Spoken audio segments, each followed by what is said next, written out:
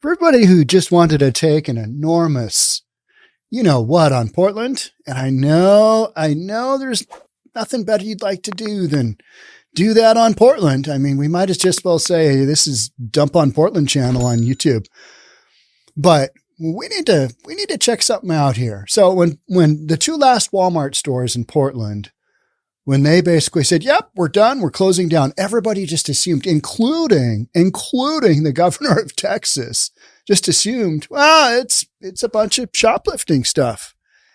And while I don't disagree with that assessment to a certain extent, I think you've got some other extenuating circumstances in here. And one of the things was Walmart corporate didn't really announce this like they normally would. Hey, we've got a bunch of shoplifting going on. If the city, they'll usually reach out to the city and try and figure out some kind of deal because they don't want to just willy-nilly shut down stores. But it felt to me like there was something else going on there. Now, you look at the address of one of the stores, it's Southeast 82nd Avenue, which is, I mean, it's a crime hotbed, right? It's a crime hotbed. But it just felt like there was something else going on. And that's what we're going to talk about in this podcast. Is Portland just simply too woke for a store with the corporate background like Walmart? And the answer is probably. Let's get into it. Let's see what another reason might be that Walmart pulled out of the Portland Incorporated entirely and just left those residents high and dry. Let's get into it. Don't forget to check out our members only section on reasonabletv.com. Got a bunch of content you won't see anywhere else. Also, there's going to be a link in the body of the description of this video for our Discord channel. That's where I post stuff, you post stuff. We've got a rock and roll channel in there. We've got humor. We've got general chat. I post all the storylines there that I read. You guys can post storylines there that you want me to read. Discussion. I'm on there fairly often. Check it out. It's free. I'll see you there. So shoplifting, unlikely the driving force in Portland Walmart closures, retail watchers say. And these are the industry experts, right? Not some goofball, real estate guy who likes to pop off on, well, I think, these are what the retail analysts are saying. And a man who used to wear blue for many, many years out of Portland sent me this. Thank you. You know who you are. Retail industry analysts say that rising concerns over theft may have contributed to Walmart's decision last month to shutter its Portland stores, but it's likely not the driving factor. Theft and other crime, the Walmart watchers said, is surely a concern for the chain. Because you have enough stuff walk out the front door, yeah, it's not going to be good. So that probably is a factor. So if you want to just keep going down that road, you're not all wrong. But the impact is rarely enough to close an otherwise successful store without warning, and especially without appeals to local officials for assistance. Usually you've got some kind of communication going on.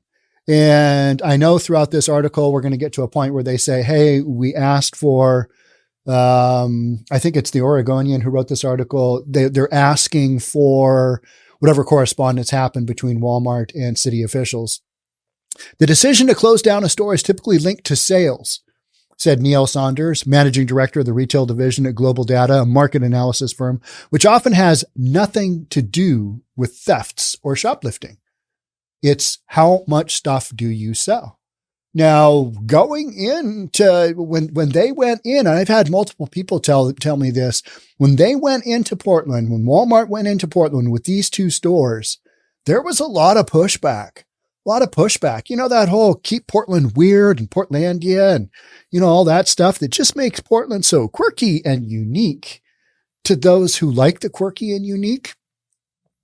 Well, part of that is also they like to shop independent. You know what I mean? It's a little bit more, I hate to say it, but woke. And Walmart, Home Depot, Walmart is probably the most anti-woke kind of store that you can think of, because they're known big corporate, right? We're going to make our money. We're going to make our money selling stuff to people in these communities that can't afford everything else. And we're just going to ream them. Well, I think you get a good deal at Walmart. You just do, right? And so, I think what we're saying here to a large extent is that maybe it's the attitude from people in Portland towards Walmart that ultimately, and the lack of people willing to shop there, that ultimately led to its demise. Let's keep reading. After Walmart announced the pending closure of 2 Portland locations, its last 2, they've got some in the suburbs, but none in Portland proper. The role of retail theft in its departure took center stage as politicians and commentators sparred over the cause on Twitter. Texas Governor Greg Abbott took aim at Portland last weekend, blaming the closures on what happens when cities refuse to enforce the rule of law. Now, that is still a true statement because you got a lot of other stores that have basically said, hey, it was shoplifting, crime, homelessness, drugs, shoplifting, and San Francisco is undergoing the same thing. LA is undergoing the same thing. Tons of cities that have gone down this road that are a little bit more, shall we say, woke and have woke leadership. They're in the similar position. Other towns, other cities that haven't gone down this road, yes, they have experienced some increase in shoplifting, but not to the extent that we're dealing with here, right? Portland Mayor Ted Wheeler, however, disputed Abbott's claim and pointed to the store closures in Texas in recent years, adding, the retail industry is changing and retail theft is a national issue.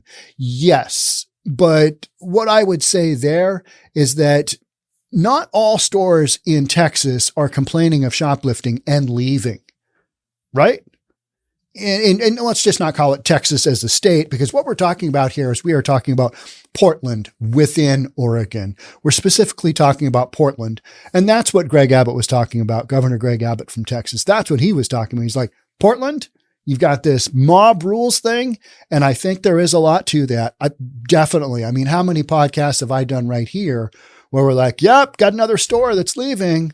Got the green zebra. It's checking out. It's leaving. It's difficult to ascertain Walmart's thinking. The company offered only that the closures were based on the store's financial performance. It declined to comment further. They didn't really want to say. Now we know this area, the areas where these 2 Walmarts were not in the greatest of areas. Let's just say that, right? Shoplifting is definitely a problem, but was it the overriding problem? And that's what we need to be reasonable about. And I think, the reason you come to this podcast a lot of times is because you just want to take a gigantic dump on Portland. I get it. I understand. I understand where you're coming from. But the flip side is we got reasonable in our title. We got to be reasonable. So that's why we're looking here. Walmart CEO Doug McMillon said in a December interview with CNBC's Squawk Box that shoplifting could lead to store closures. All right. Okay. So that's kind of the setup, right? And then we're going to extrapolate that to Portland and then just blame it on that, right? But that may not necessarily be true. So we got lead to store closures and price increases. I've talked about that a ton. Those are kind of your 2 options. That's what happens. We close down your store or we increase your prices. Which one would you like? A statement that Portland critics have seized on in the wake of closures. Saunders, though, said Walmart may have struggled in Portland to attain the commanding market share it prefers, particularly in the face of an established competitor like Fred Meyer, which also sells general merchandise alongside groceries. But Fred Meyer is more expensive. I mean, in my extensive shopping experience, I have actually started shopping more at Fred Meyer because it's pretty close to my house. And if I need those 2 grocery items and then I need something from the hardware section or the garden section, I can do that. I can't necessarily do that at Walmart.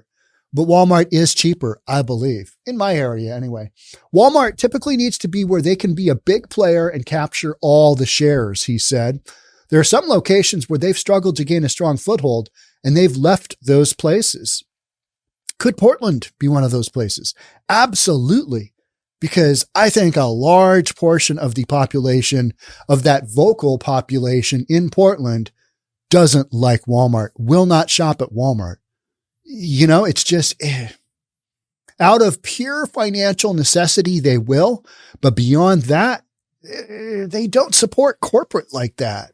They identify that, hey, we don't like this because of this, right? And that's fair enough. You do whatever you want. And I am not a huge proponent of Walmart either. I just, but they have a place in the ecosystem that is, buying stuff for your life, right? So there are some locations where they've struggled to gain a foothold and they've lost those places. That's not to say Walmart didn't have reasons to sour on Portland. Walmart has had a difficult history with the city, notably when it pulled back multiple times on proposals to build stores in the city amid harsh criticisms from then Mayor Sam Adams. Sam Adams became he basically gave his opinion and kind of gave some backup to Mayor Ted.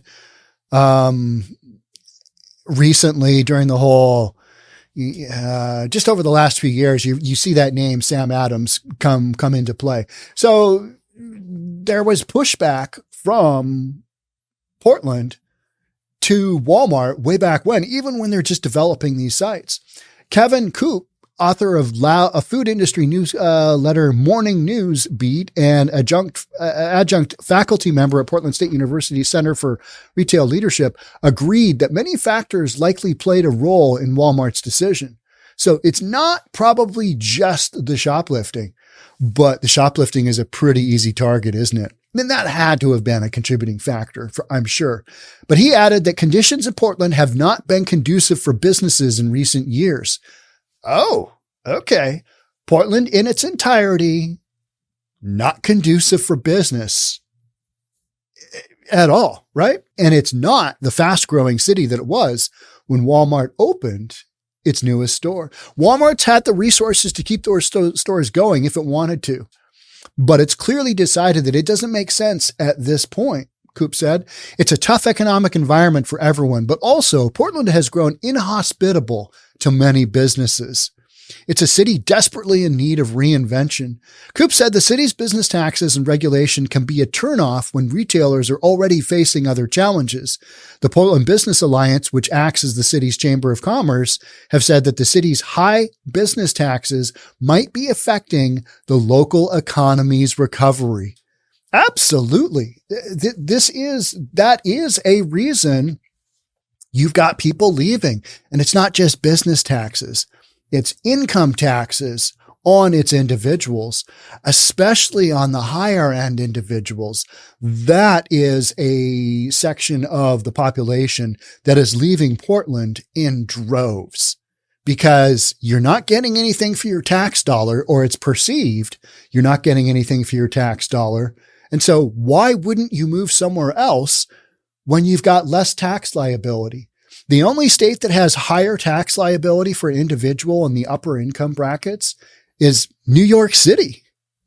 I mean, it's amazing that Portland, of all places, is there. But this is the deal. This is what they voted in. This is what the people of Portland wanted. So then you've got a Walmart corporate saying, well, we do have this, we've got this shoplifting problem. We've got this issue of, our stores aren't safe, our employees aren't safe. You got all that going on. And we're being taxed at greater levels. We'll keep going here.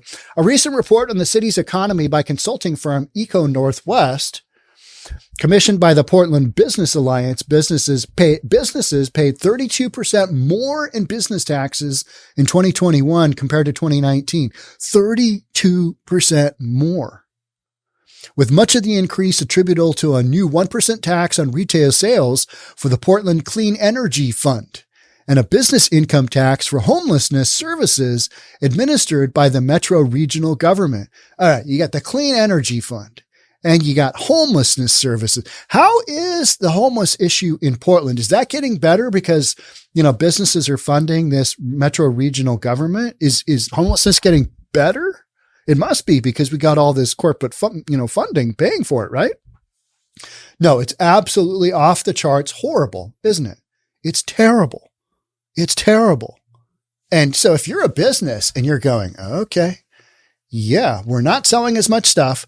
People don't like to shop at Walmart. The ones that do, they take their 5-finger discount all day long. And the city isn't going to really renegotiate on any of this. We're paying way more in taxes.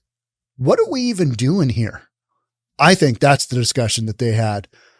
What are we even doing? Well, and they don't even ask that question. They're just like, all right, we're going to wax how many of these store locations? Portland? Oh, yeah. What's the tax situation? What's our liability in Portland? Oh, it's that? Oh, okay. We're paying how much more? Oh, okay. Yeah, that's a pretty easy decision. Chopping block. Done, right? The city also passed a measure in 2016 that levies a small tax on businesses operating in the city that pay their CEOs more than 100 times what they pay their median worker. It taxes businesses for their business model. Big corporate being just that. Here in Seattle, we had the same thing. Shama Sawant, our Socialist Party member, who's not going to be on the city council anymore because she's going off to create some Workers of the World Unite organization. But they basically had tax Amazon, and you know what Amazon said? You know what, Seattle, go F yourselves. We're going to go to this city. We're going to go to this city. They're going to come to Bellevue, which they have in droves. And Bellevue said, hey, thanks so much. Seattle, you guys what's wrong with you? You're not supporting, business. So business is going to leave. Now there's a lot of Amazon left in Seattle, but there's no Walmart left in Portland, is there? Just done. Companies like Walmart pay a 10% surcharge on top of the city's regular business tax. 10%. 10% surcharge just for being the kind of business that they are. So if you're one of those businesses and you've got all this other stuff going on, you know what you might say? Hey, yeah, you know what? Stores in your city, no thanks. We'll hard pass, because they're either going to have to get an exception on all this crazy stuff or just recognize, you know what? Portland isn't really a city that we want to operate in. And I think that's ultimately what they did. Not just shoplifting, but a bunch of other stuff. And you might come right out and say, hey, it's a bunch of woke stuff. Go woke, go broke, right? I mean, Silicon Valley Bank. I mean, you can make the argument there. Now, Silicon Valley Bank, I'm going to do a podcast on that as well. But there's a lot going into that one. And some of it is just market timing, as is what happens. But yeah, there's some woke stuff in there too, right? The whole tech sector is so woke. And then all of a sudden, we're billions of dollars upside down. Yeah, we have failed. As a bank, we have failed. And that's what we're dealing with. The whole Federal Reserve is going to meet on that. And all right, do we cut 50 basis points or 25 basis points? What are we going to do? How is this going to impact the economy? Got a lot of stuff going on. Well, Walmart's kind of sitting back going, all right, they didn't like us here in the beginning. They don't like us here ongoing. We're paying more in taxes. Got a bunch of stuff walking out that front door. We don't need to be here. We're Walmart. Go F yourselves. I think that's literally what they said. But they didn't say that last part because they didn't have to, because leaving Portland was that message. That's the way I see it. Coop said many businesses are dealing with inflation and have adopted a recessionary mindset, and businesses large and small are considering their retail strategy. He said a city's social problems can be added stressor that can play a role in the business decisions. It's hard for businesses because on top of everything else, you've got an environment in which retail staff employees feel at risk. Talking about that safety factor. All right. Shoppers don't feel safe in our stores in Portland. Employees certainly don't feel safe. Managers don't feel safe. We're losing a bunch of money out the front door. We're paying extra in taxes. They don't want us here to begin with. This is not a tough call if you're sitting down at the big Walmart, executive vice presidents, meeting where they're going over this stuff. Saunders agrees that there could be cultural issues at play. He said Walmart has struggled in other markets. This gets interesting, folks. This is interesting. Walmart has struggled in other markets like San Francisco, Chicago, and New York City. What's the common theme there? What's the common thread there? I can't put my finger on it. Maybe if you can, let me know in the comments. Let me know what the common theme there is. So you got Portland, San Francisco, Chicago, and New York City. Get woke, go broke. Now, Seattle should be on that list as well, but we don't have a lot of Walmarts. There's like one in Bellevue that I know of, and it's a very small store. They closed down another one. We're not really a Walmart type. There are very few Walmarts around. I don't know if it's because they can't go make a go of it, but not enough people support it. I don't know, but Walmart is not really a thing here, especially on the east side where I live. Portland is known for supporting independent retailers, and maybe there's a lot of people who might not want to shop at Walmart, he said, and that can be off-putting and can drive performance and sales. Well, when you're a store and you make your living selling things and people don't want to buy stuff from your store, that is off-putting. That's off-putting to say the least. Saunders said retailers have dealt with the issue of retail theft for as long as the industry has existed and have always found ways to address the problem. But I think it goes on to talk about anti-theft devices and a bunch of other stuff, but it has become so rampant now. And that's why you've got store after store after store after store, restaurant after restaurant after restaurant, closing because they can't deal with all this craziness. They can't deal with the escape from New York type environment that has become certain areas of Portland, that has become certain areas of Seattle. And Walmart is not afraid to speak up about issues like crime if an otherwise successful store is at risk.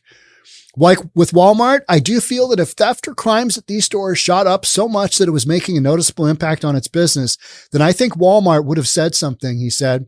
They wouldn't want to remove the business at a location just because of thefts. I think they would have addressed the issue first and talked to the city. So there probably has been discussion. And that was my thought was, hey, there was some stuff that happened here that we are not aware of. What could that possibly be? And that's what we're addressing here right now.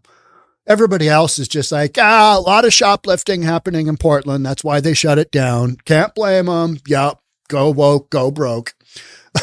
Walmart has frequently worked with city police departments in the past to address theft and crimes and has been criticized for its heavy reliance on local police across the country. Well, we're coming back full circle, aren't we? We're coming back full circle. It's like, we need to shift all of these resources away from the police and we need to put them into social services. And, we went that whole route. We went to defund the police.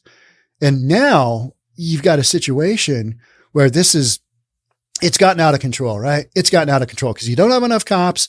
You don't have enough cops to, hammer down on a lot of the stuff that's going on out there. And so you're watching in real time what happens when you go down these roads of, all right, let's defund the police. And I'm sure this will work out great because, this is what we want to do. So many of these things were so ill-planned. I mean, just the whole concept behind them was, I'm sure this will work out great. Let's do it. Defund the police. What could go wrong? Now there's no more Walmart in Portland. In some cases, Walmart dedicated prime parking spots for police vehicles near the front entrance or has paid off duty police to man its store.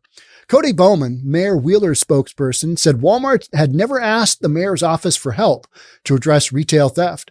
Bowman said the company does detain shoplifters, a practice many retailers avoid because of potential liability, but which Wheeler has urged them to change to increase shoplifting arrests and prosecutions.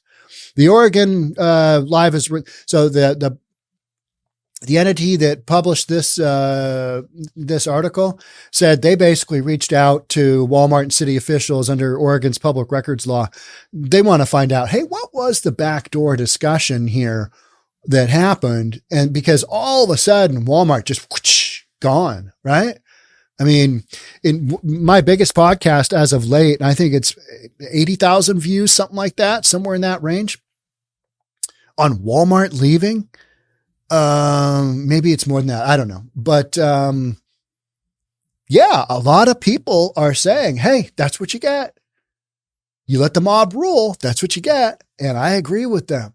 But I think it's important to also be reasonable and go, in your head go, okay, but that's not just it. There's a whole bunch of other stuff going on.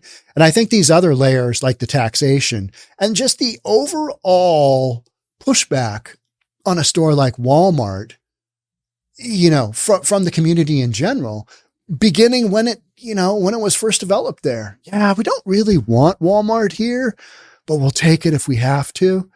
And you have that, it's kind of like policing. We don't really want police here. After 5 shootings at our high school, I think we kind of need to get that, that officer back in here and, that SRO back in here. Yeah, again, full circle. It's like, it didn't work out all that great. Okay. Yep. We need more cops. Oh, you can't get them. Oh, all right. So then you're going to be stuck in, this situation, which is exactly where we're at. And people, there's a lot of finger pointing going, all right, well, all the way from Texas. Mayor Ted he had a comeback, but it wasn't a very good one. But, he had to fire back somehow, right? He's like, hey, what about the Walmarts that closed down in Texas? Well, Texas isn't known for the shenanigans that are going on in Portland right now, right? Texas isn't decriminalizing drugs. They aren't decriminalizing all kinds of criminal activity. Crime, they're prosecuting crime. Portland isn't prosecuting crime. I mean, just the list goes on and on about how different Texas is than Portland. And you know what I think? I think a lot of people in Portland, I think they like the way things are going. I do. Not the majority, but the very vocal minority. I think they're okay with this squalor. I think they're okay with shoplifting. I think they think it's a way to create equity. I think they're okay with it. I really, really do. I really, really do. Because if they weren't, they'd be the first ones to say, hey, you know what? We need to make a change here. You're not really hearing that. You're hearing we need to make a change from a lot of folks that were probably a little bit more on the reasonable side, but still voted blue. But we haven't heard enough of that to really be able to say, okay, here's where you're going to turn that leaf, and here's where Portland's going to start to turn that corner and go down a different direction. We have not seen that happen yet. In a lot of these cities, we haven't seen it yet.